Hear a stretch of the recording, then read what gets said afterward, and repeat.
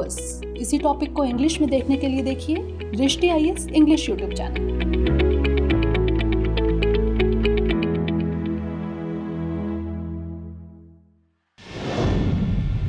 नमस्कार, दृष्टि आईएएस के टू द पॉइंट प्रोग्राम में आपका स्वागत है। आज हम बात करेंगे सुर्खियों में नियो बैंक के बारे में। सबसे पहले जान लेते हैं कि यह चर्चा में क्यों है। हाल ही में बेंगलुरु स्थित स्टार्टअप ओपन भारत का 100वां यूनिकॉर्न बना है।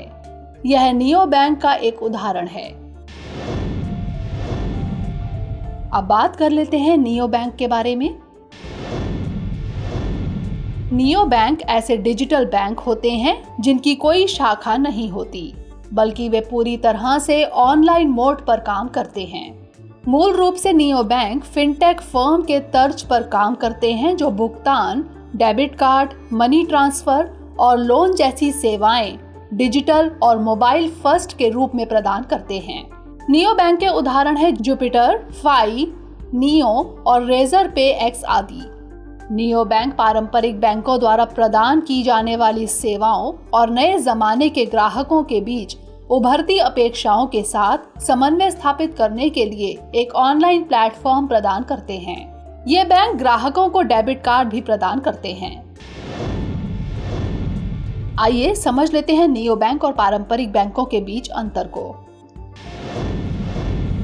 ग्राहकों के डेटा का विश्लेषण करने और डेटा संचालन का निर्णय करने के लिए नियो बैंक अपने डिजिटल प्लेटफॉर्म का लाभ उठाते हैं, जबकि पारंपरिक बैंकों में इसकी कमी होती है।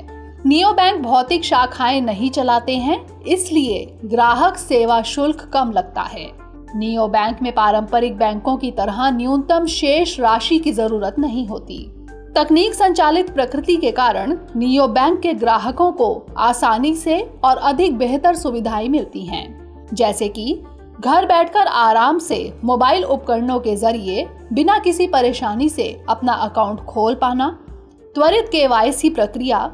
वर्तमान समय में भारत में नियो बैंक के पास स्वयं का कोई बैंकिंग लाइसेंस नहीं है, लेकिन वे पारंपरिक बैंकों के साथ साझेदारी में काम कर रहे हैं।